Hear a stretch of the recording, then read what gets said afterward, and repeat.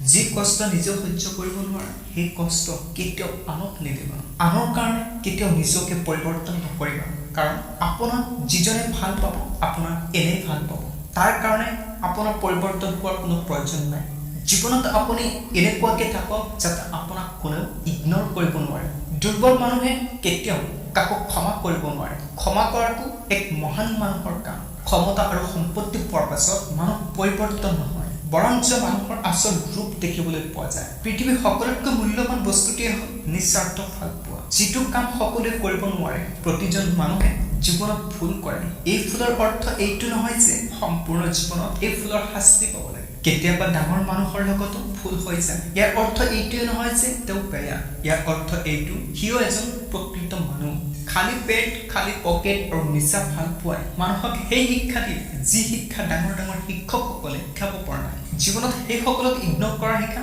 যিসকলে আপোনাক বেয়াকে কৰে আপোনাক লৈ বেয়া মন্তব্য কৰে কাৰণ তাৰ যোগ্যতাই হ'ল এইখিনি আপোনাৰ পিছত পাত চেলেকাৰ দৰে ঘূৰি থকা বেয়া সময় হ'ল এনে এটা আইনা য'ত সকলো মানুহৰ আচল ৰূপ দেখিবলৈ পোৱা যায় আৰু ভাল সময় হ'ল বৰষুণৰ নিচিনা য'ত নেকি সূৰ্যৰ তাপক সূৰ্যৰ উষ্ণতাকো ভেটি দিব পাৰে ঠিক তেনেকুৱা ভাল সময় তো গাইজ এইখিনিৰ পৰা নিশ্চয় কিছুমান কথা আপোনালোকে অনুমান কৰিব পাৰিছে আচলতে আমি আমাৰ মানৱ জীৱনত এনে কিছুমান চাইটত উপনীত হ'ব লাগে আপোনাৰ জীৱনটো এনেকুৱাকৈ গঢ়ি লওক যাতে কোনো আপোনাক ইগনৰ কৰিব নোৱাৰে তোমাৰ কৰ্ম তুমি কৰি গৈ থাকা তোমাৰ মূল্য ঠিক এদিন সময়ে বুজাই দিব হেল্ল' গাইজ যদি মোৰ ভিডিঅ'টো ভাল লাগে তেন্তে এই ভিডিঅ'টো শ্বেয়াৰ কৰি দিয়া আৰু লগত থকা ছাবস্ক্ৰাইব বাটনটো দবাই দিয়া